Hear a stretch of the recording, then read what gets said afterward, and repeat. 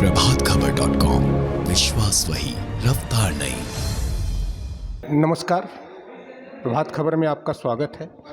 अभी हम बनारस पहुंचे हैं और यहाँ पर हम डॉक्टर रजनीकांत जी जो जीआई के विशेषज्ञ हैं और भी इनको अवार्ड मिले हैं, हम इनसे जानते हैं कि जीआई क्या है और इन्होंने कब से इसकी लड़ाई लड़ी थी और आज बनारस जैसे शहर के जो लुप्त होते कला थी, इन्होंने फिर उसको जीवंत किया है। कैसे किया, क्या कहानी है?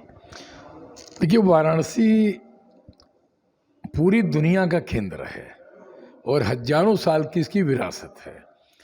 Oldest living city in the world, दुनिया का सबसे प्राचीन जीवित शहर है ये। और इतिहास में तो 5000 वर्ष का उल्लेख है, लेकिन काशी को कहा जाता है कि ये इतिहास से भी पुराना है। शिव का शहर है और इस शहर की एक समृद्ध सांस्कृतिक विरासत है। और यही कारण है कि देश के प्रधानमंत्री जो वर्तमान में हैं वो काशी से सांसद तो ही हैं।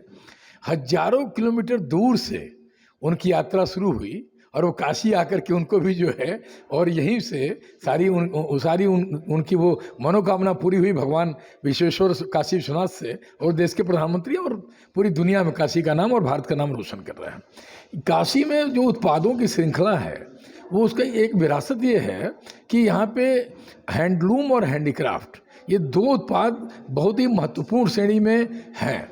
वैसे तो यहाँ की मिठाइयाँ प्रसिद्ध हैं, वस्त्र प्रसिद्ध हैं, पकवान प्रसिद्ध हैं, लेकिन 2014 के बाद जो जीआई का दौर शुरू हुआ और बनारसी साड़ी को सबसे पहले 2009 में जीआई का दर्जा मिला, जो पूरी दुनिया में विश्वविख्यात है काशी की बनारसी साड़ी।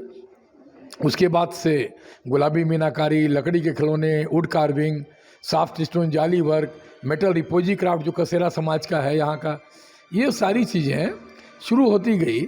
और उसका नतीजा ये हुआ कि 2009 में जो शुरुआत हमारा हौसला बढ़ा बनारस साड़ी को फाइल करने। 2007 में हमने फाइल किया था। 2 साल की लंबी कानूनी लड़ाई के बाद बनारसी साड़ी को दर्जा मिला, बौद्धिक संपदा अधिकार में शामिल हुआ।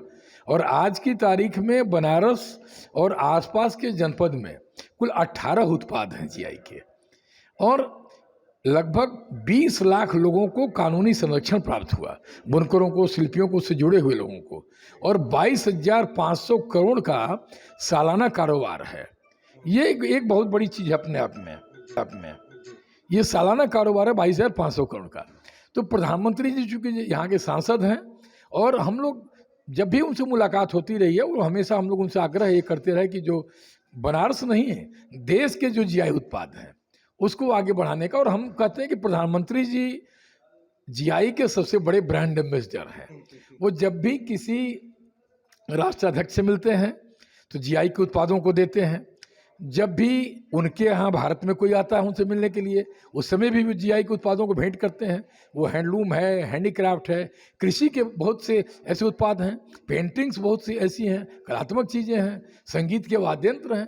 तो ये उनकी अपनी मतलब खुद की इतनी विशेषता है, शिल्प के प्रति उनका लगाव है। और उसका नतीजा ये रहा कि ये वापस फिर से पूरी धरोहर लौटने लगी है।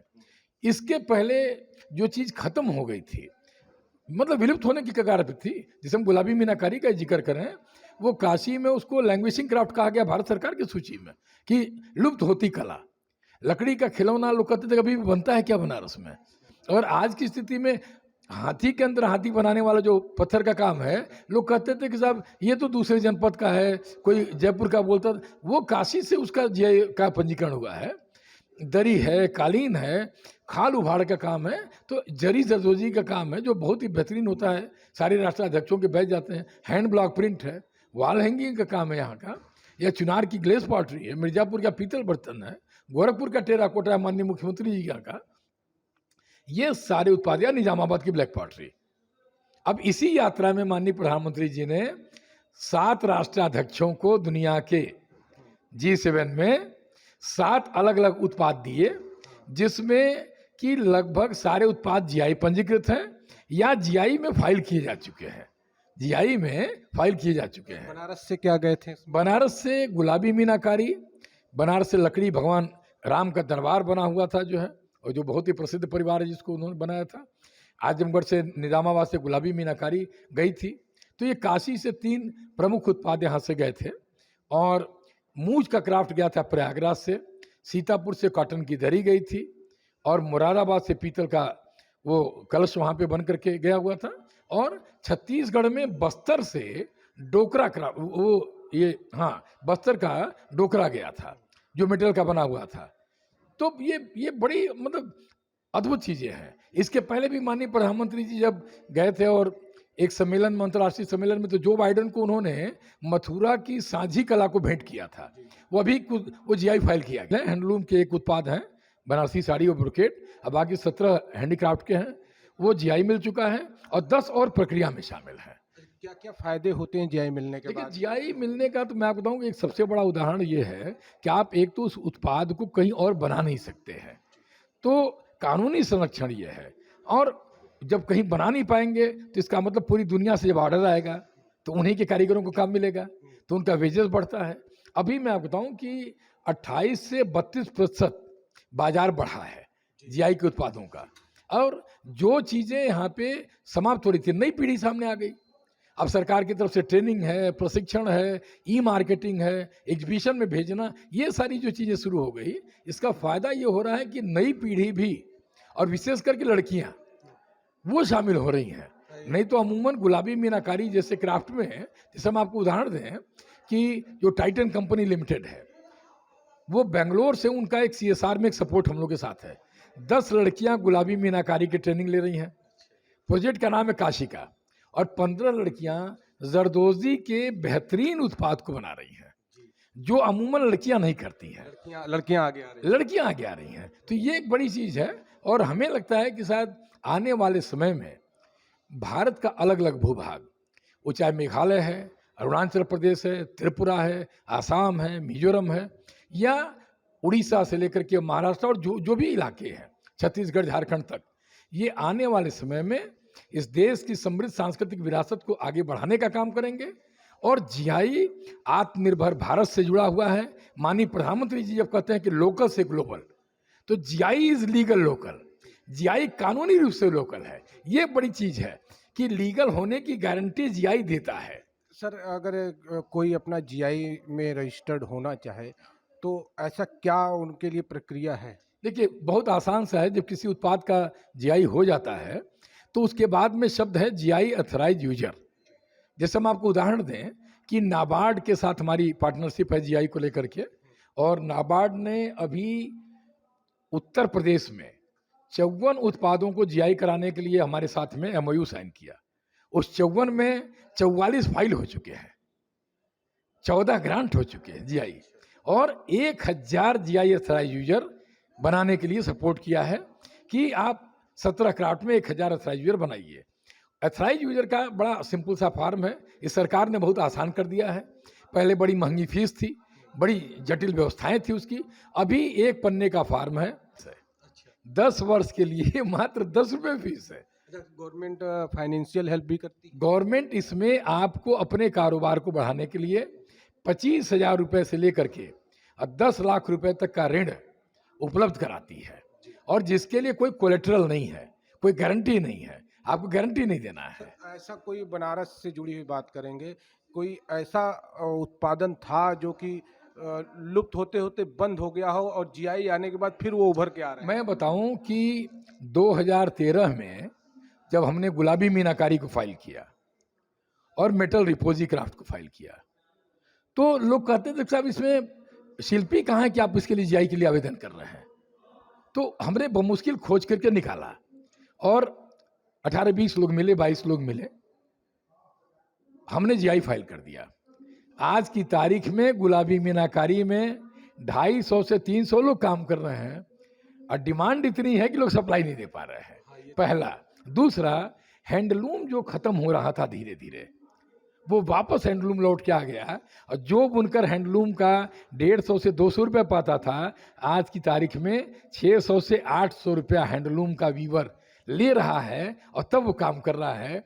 मेटल रिपोजी क्राफ्ट में बॉम्बे से, मुरादाबाद से, दिल्ली से, बेंगलोर से, मद्रास से ऑर्डर आ रहे हैं, और मंदिरों के शिखर के देवी देवताओं की प्रतिमाओं के, सिंहासन के, मुकुट के, उसमें कारीगर नहीं सप्लाई दे पा रहे हैं। तमाम कारीगर जो काम बंद करे वापस लौट के आ गए। तो इसका जीआई के साथ साथ एक बेरोजगारी भी दूर करने की एक मैं अच्छी बताऊं कि जीआई होने का जो सबसे बड़ा फायदा है, जो प्रधानमंत्री जी कहते हैं कि $5 ट्रिलियन की इकोनॉमी, और उत्तर प्रदेश के लिए मुख्यमंत्री योगी जी ने कहा कि $1 ट्रिलियन यूपी करेगा।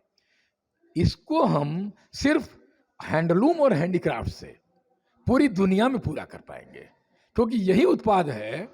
हम मल्टी स्टोरी बिल्डिंग में कम्पीट नहीं करेंगे, लेकिन हम ये दावा करते हैं कि 200 फ्लोर के ऊपर वाली बिल्डिंग में जो सजावट के सामान होंगे, वो चाहे भदोही की कालीन होगी, बनारस के रेशम के कर्टेन होंगे, मेटल का रिपोजी क्राफ्ट होगा, गुलाबी मीनाकारी का आर्टिफैक्ट होगा, या दीवार पे वॉल हैंगिंग गाजीपुर की होगी, या निज़ामाबाद की ब्लैक पॉटरी होगी, या बड़ी साइज की हाथी के अंदर हाथी वहाँ रखी होगी जो है।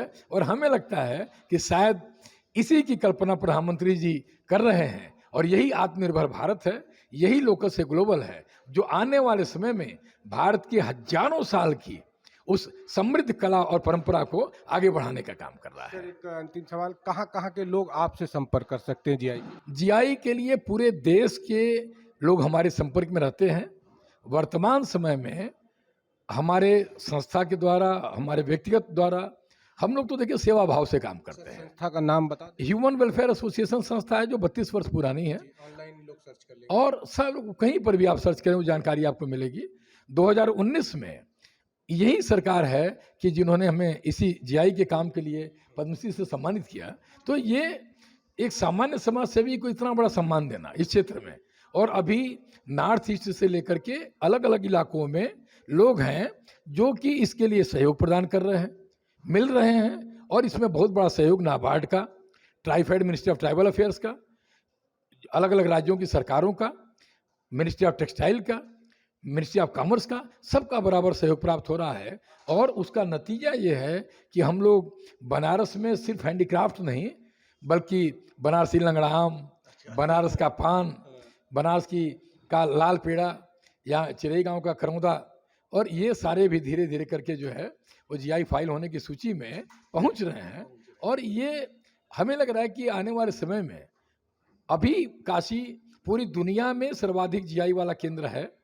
पूरी दुनिया में किसी एक भूभाग में इतने हैंडलूम हैंडीक्राफ्ट को नहीं मिला है। और आने वाले समय में यहाँ से शहनाई से लेकर के, शहनाई और बनारस का तबला, वो भी जीआई के लिए वो आवेदन होने उसका जा रहा है। तो हमें लग रहा है कि शायद दुनिया का ये सर्वाधिक भूभाग होगा।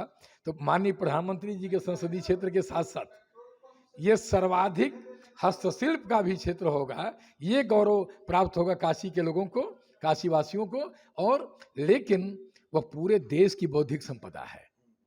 तो शिल्पी को ये गौरव महसूस होता है कि अब हम जो बना रहे हैं वो सामान्य उत्पाद नहीं है, वो देश की बौद्धिक संपदा है। और हमारे ब्रांड एम्बेसडर माननीय प्रधानमंत्री जी पूरी दुनिया में इसको फैला रहे हैं। ये सबसे बड़ा अच्छा लग रहा है हम लोग को जो है कि ये बहुत उनकी अपनी विशेषता है, और वो जमीन से जुड़े हुए लोगों को आगे बढ़ाने का काम करते हैं।